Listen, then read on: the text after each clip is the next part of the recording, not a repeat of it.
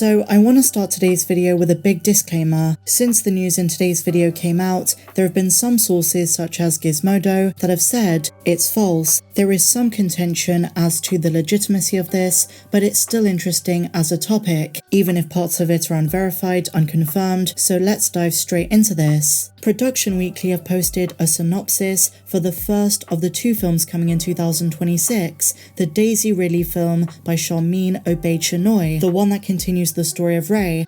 Now, Bespin Bulletin were the first ones to report on this, but they do make it very clear this might just be a guess and not official. This doesn't come from Lucasfilm, but it's very interesting because we do have some tidbits about the story, what the plot is going to entail, and by the sounds of things, although not officially, this is episode 10. So to begin, I'm going to give you the synopsis, then we're going to break it down, we're going to talk about it, and interestingly enough, if this is accurate, it proves my theory that Lucasfilm is really starting to lean in on the expanded universe. Let's take a look. So here's the synopsis. Set roughly 15 years after Rey's victory over Palpatine, nice little name drop of Granddaddy Palps there, and the end of Star Wars: The Rise of Skywalker. The sequel, and it's interesting they use that phrasing, delves into Rey's courageous endeavour to restore the Jedi Order. And here's a massive bit where she assumes the role of mentor to two promising young students, a girl and a boy. As their training progresses, it becomes evident the girl possesses extraordinary abilities designed to emerge as a future leader. Now, why does this sound so familiar? Well, to fellow fans of Star Wars Legends, what was called the Expanded Universe, this sounds remarkably similar to the stories of Jacen and Jaina Solo, the Solo twins. Now, obviously they're not going to be literally those characters, but definitely two Jedi that are based on those twins. In case you're not familiar, Jacen and Jaina Solo were the twin siblings of Han Solo and Leia Organa from the Expanded Universe. They were born 5 years after the Battle of Endor, so during the time period of The Mandalorian, and they were raised in the New Republic era, but their lives were far from ordinary, not just because of who their parents were, the ongoing conflicts, the politics of the time, but because they were very skilled Force users that went down very different paths. Jacen in particular displayed strong abilities in the Force and an affinity for understanding the more esoteric aspects of it. They received training of course from their uncle Luke, who became a Jedi Master and founded a Jedi Academy. The twins went on so many adventures, but unfortunately one of them turned to the dark side, Jacen, whereas Jaina became a very powerful Jedi. And then they were involved in a massive turn for the galaxy, the Yuuzhan Vong War, the brutal extragalactic species who in canon are the Grisk, intended to conquer everything.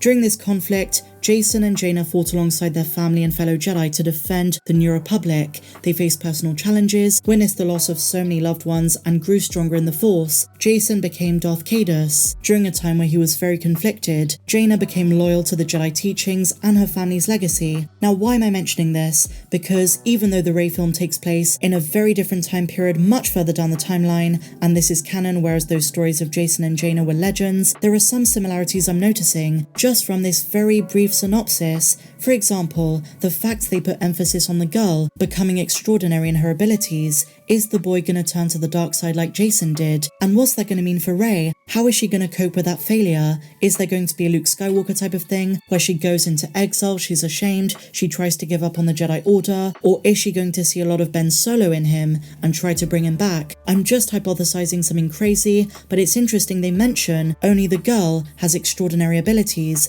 Is it her who's gonna turn to the dark side? Is that in the cards? Are they being inspired by some fan favorite legend stories? And could this be the time period where we do see the Grisk, or maybe even the Yuuzhan Vong if they decide to canonize them? Is that the galactic threat Rey faces? Maybe there's still some dark side in Rey as well, given she's genetically a Palpatine. I don't think they mention his name for no reason, and it's worth bearing in mind, this sounds as though it's a direct sequel to episode 9. I don't think they're going to call it episode 10, but it is seemingly a sequel, a direct sequel, but it's being marketed as a spin-off, a standalone. They also mention she's going to restore the Jedi Order, so who's around at this time? We don't know for sure if Ahsoka is at this time. We heard her voice in episode 9, but as Dave Filoni said, that doesn't mean she's dead. Is she going to live into this era as an old woman who still uses the Force, but still doesn't call herself a Jedi? Or does she have a change of heart by this time? Others might include Cal Kestis, and the one Force user at this time you're probably all thinking, let's say it together guys, Grogu. I suspect by this time he is the protector of Mandalore, but a Mandalorian Jedi, one who walks both paths. I'm sure we might also see Finn training at the academy, we might see some new Jedi as well, other recruits across the galaxy, and in a way, Rey's journey after the Rise of Skywalker is mirroring Luke's after episode 6 Return of the Jedi. She's probably going to go search the galaxy, find younglings, train them, and then they're going to experience some kind of threat, and there is seemingly something very important to these children, these Padawans. I'm calling it right now, if this is accurate, at least one of them is going to turn to the dark side, and they're probably going to explore the dyad thing once again, the dyad in the Force. What Rey had with Ben Solo, we might see that in these siblings if they're twins. I think one thing that might really upset some fans is they say one of these Jedi learners possesses extraordinary abilities, and the reason I say some fans might really not like this is because one of the biggest complaints about Rey is she didn't have enough training. They say she had natural abilities from the word go, and so with this, if this is accurate, I know I keep saying that, is it going to be similar with the Padawans? Is one of them going to go down the Kylo Ren route, maybe destroy some of the other students, destroy the temple, and everything Rey's built over the last 15 years? This is 15 years after the Rise of Skywalker. But maybe it's a good thing, after they told us there's no source material, that they're finally listening to fans. They're adapting concepts from the expanded universe, which many fans absolutely adored. You can't underestimate how much these stories and characters mean to so many. We spoke about Mara Jade. Could she be adapted in some way, shape or form into Dave Filoni's film, which is completely separate? It takes place in an earlier time period, and is the movie that ties into the Book of Boba Fett, The Mandalorian, the Ahsoka show, you name it, all of those are being paid off in that film. Are they going to be more explicit about the way they're adapting some of those classic stories? That would be an amazing thing. I know a lot of fans are not big on this film. I know a lot of fans are not excited for it. They're either apathetic about it, or they just don't know and don't care about what direction it goes in. Others are worried, but for me, I'm going to be optimistic, and I've got a gut feeling it's probably going to be an improvement over episode 9. I hope Sharmeen Obaid Chinoy delivers, and I'm really excited to see Daisy again. Alright, so just to finish, on the subject of Star Wars films, I want to go through an opinion piece by MovieWeb.com, which I do tend to agree with to some extent, and that is, Disney's Star Wars release schedule when it comes to the films is a bit of a mistake. Now, I'm excited to get lots of Star Wars films in the future. Do I think they're all going to release on time? Absolutely not.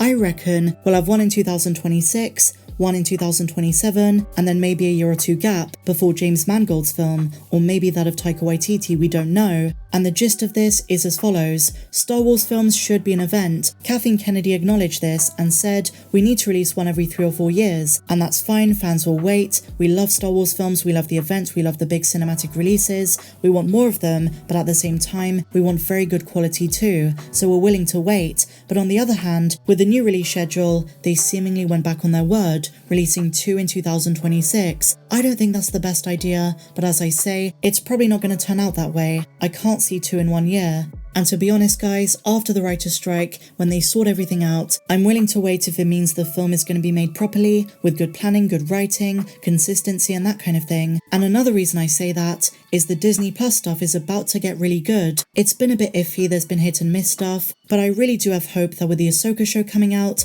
and all season 2, heck, maybe the Acolytes might be really good. I do believe the tide is turning. Maybe that's me being too optimistic, that's how I see things, but I do think the Disney Plus stuff is about to get much better than Kenobi, Book of Boba Fett, not to mention Skeleton Crew, I forgot that one. I really do believe some of those have the potential to be really mind-blowing, something we've not seen from Star Wars content yet, and giving us different flavours. But what do you guys think? Share your thoughts on this and everything we spoke about in the comments down below.